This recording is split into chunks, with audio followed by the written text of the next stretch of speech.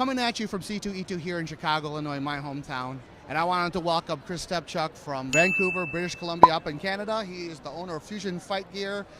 Is FusionFightGear.com. Welcome to Chicago. How are you doing? Thank you. Yeah, I'm doing great. Thank you. Thanks for having me here. You know, I love Chicago. Weather could use a little bit of an improvement here, but hey, what the heck? Well, they're saying in Chicago is, if you don't like the weather, wait 5 minutes, right? Yeah, well, I've been waiting 5 minutes for a week, but... Oh, yeah. My apologies, I guess. It's all right. But anyways, we're here because I just wanted to introduce you to Chris and his product.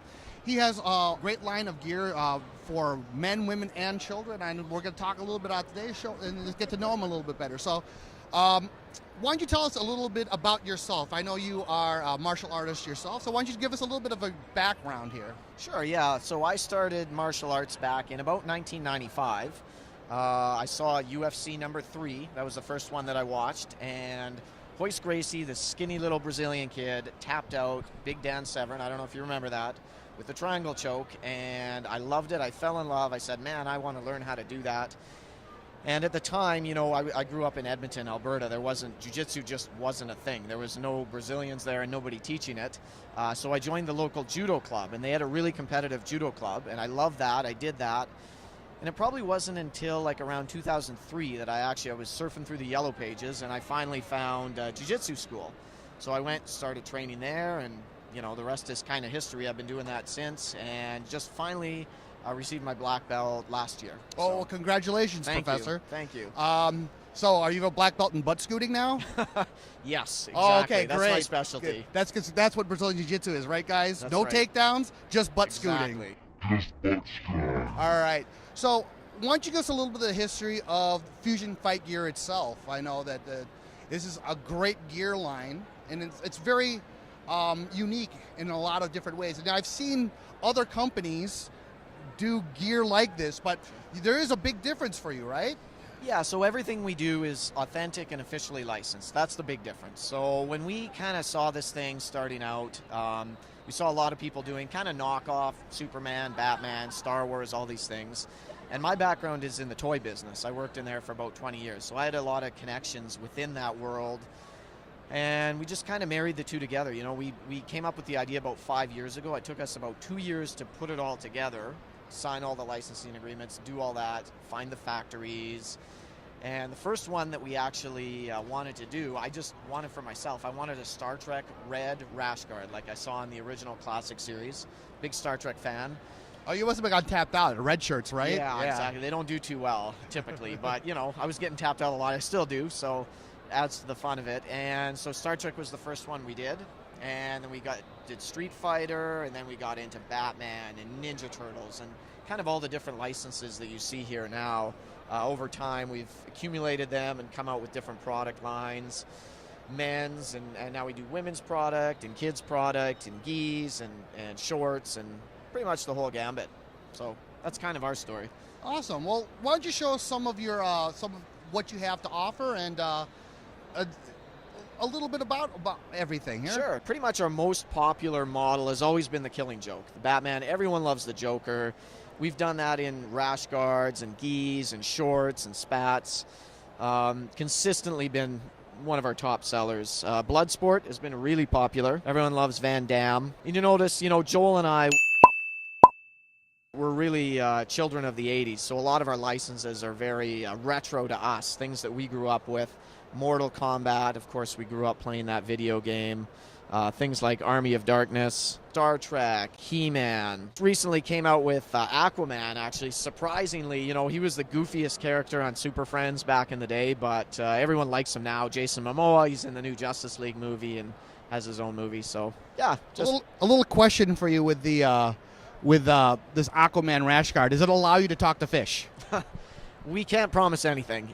Not that you can't talk to fish when you wear it, but that alone probably isn't going to help. Well, I know your gear looks really good, and I know, like he says, just because the gear doesn't make you any better. But what I like to say is, if you look good, you feel good. If you feel good, then a lot of times you're going to do better. So I would suggest take a look at their gear and look good. Another thing I want to touch on is a little bit about how you've it's not, even though it's Fusion Fight Gear, you do appeal to women and children. I mean, you have a new line of women's gear. You have your kids' gear as well.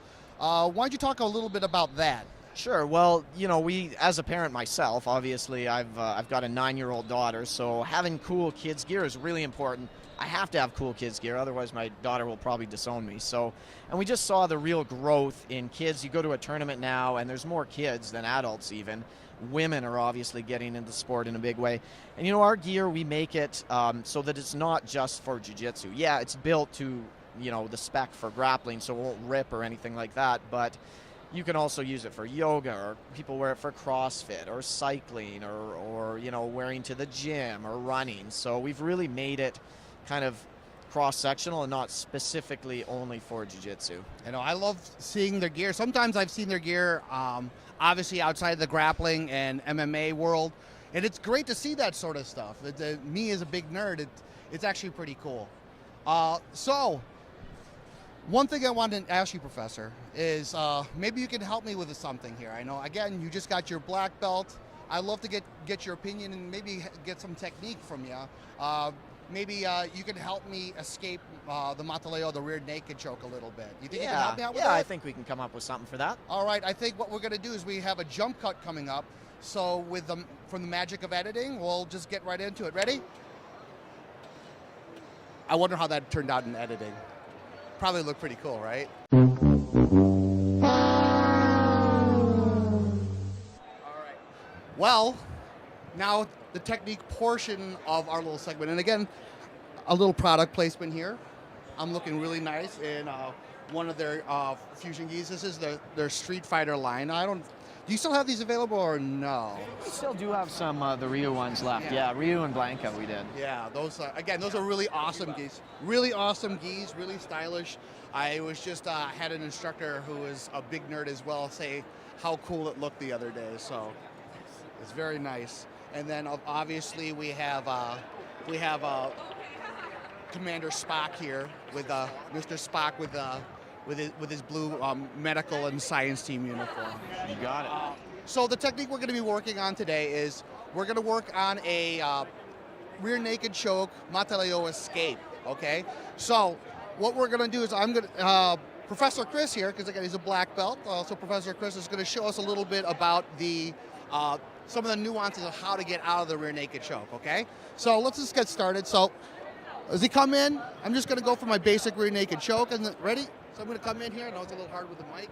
Here, mic choke, 1, 2, 1, 2. Here we go. I'm going to put it in, and you know what? I'm not really feeling it. Are you sure? I think you need to readjust it a bit. Your technique's just a little bit off. Well, that's just how I've been doing it for 15 years. I've been doing the same choke. Yeah, I don't want to be too critical here, but I think you're missing a few key details in your choke. It's okay. It's tight, but it's probably not going to cut off the blood, which is what you need to do with a Mataleo. Oh, well, you're the black belt here, so why don't you show me? Well, I guess we're going to change it. We're going to go to a modified version of the choke. So let's see your setup. Sure. I'll show you a little tip that I've learned over the years in this. So basically, I'm coming around from the back. I've exposed his backside, and right here. Ed? Ed, you okay, man? Ed? I don't really think that was supposed to happen, but anyways, it's Jitz Tipz, and that's just the tips.